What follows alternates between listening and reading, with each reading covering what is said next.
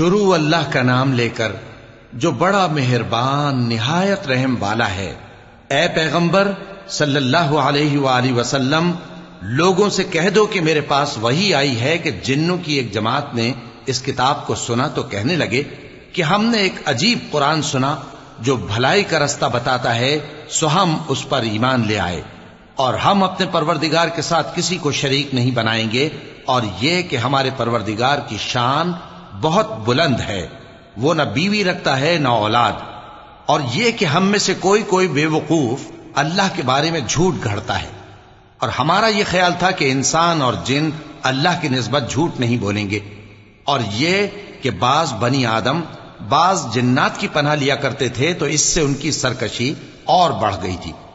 اور یہ کہ ان کا بھی یہی اعتقاد تھا جس طرح تمہارا تھا کہ اللہ کسی کو نہیں زندہ کرے گا، اور یہ کہ ہم نے آسمان کو ٹٹولا تو اس کو مضبوط چوکیداروں اور انگاروں سے بھرا ہوا پایا،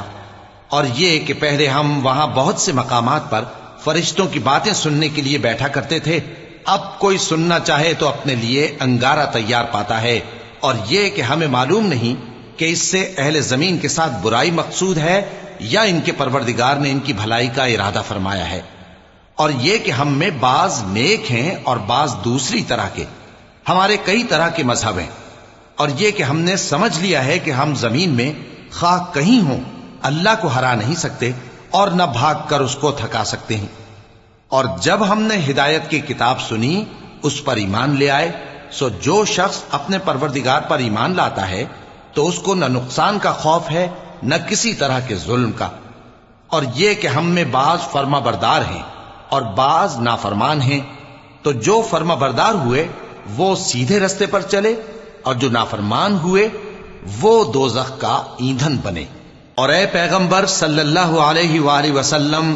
یہ بھی ان سے کہہ دو کہ اگر یہ لوگ سیدھے رستے پر رہتے تو ہم ان کے پینے کو بہت سا پانی دیتے تاکہ اس سے ان کی آزمائش کریں،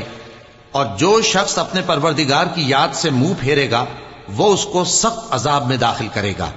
اور یہ کہ مسجدیں خاص اللہ کی ہیں تو اللہ کے ساتھ کسی اور کی عبادت نہ کرو، اور جب اللہ کے بندے یعنی یہ پیغمبر صلی اللہ علیہ وآلہ وسلم اس کی عبادت کو کھڑے ہوئے تو کافر ان کے گرد ہجوم کر لینے کو تھے۔ اے نبی صلی اللہ علیہ وآلہ وسلم، کہہ دو کہ میں تو اپنے پروردگار ہی کی عبادت کرتا ہوں اور کسی کو اس کا شریک نہیں بناتا، یہ بھی کہہ دو کہ میں تمہارے لیے نہ کسی نقصان کا اور نہ نفع کا کچھ اختیار رکھتا ہوں، یہ بھی کہہ دو کہ اللہ کے عذاب سے مجھے کوئی پناہ نہیں دے سکتا اور میں اس کے سوا کوئی جائے پناہ نہیں پاؤں گا، ہاں اللہ کی طرف سے احکام کا اور اس کے پیغاموں کا پہنچا دینا ہی میرے ذمہ ہے، اور جو شخص اللہ اور اس کے پیغمبر کی نافرمانی کرے گا تو ایسوں کے لیے جہنم کی آگ ہے، وہ ہمیشہ ہمیشہ اس میں رہیں گے، یہاں تک کہ جب یہ لوگ وہ دن دیکھ لیں گے جس کا ان سے وعدہ کیا جاتا ہے، تب ان کو معلوم ہو جائے گا کہ مددگار کس کے کمزور ہیں اور شمار کن کا تھوڑا ہے۔ کہہ دو کہ جس دن کا تم سے وعدہ کیا جاتا ہے